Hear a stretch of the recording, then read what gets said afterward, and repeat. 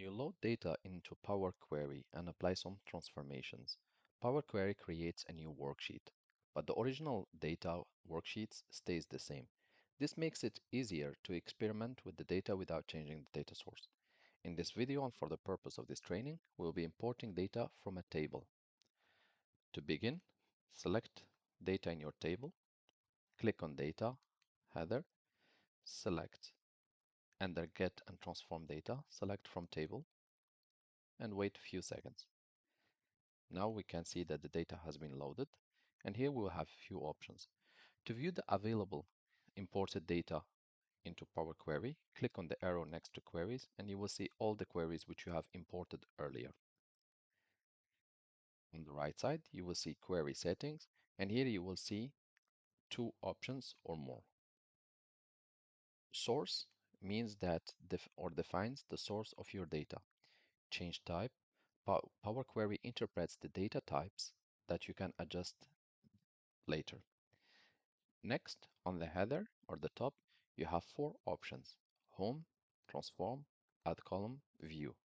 An extra one is File, but here there are only a few limited options. On the top, you can see the editor where you can edit the functions.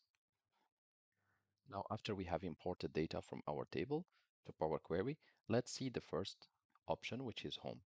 Under Home tab, you will have several options which you can use to preview your data and make transformation, from Manage Columns, Create Columns, Remove Columns, Refresh Preview, etc.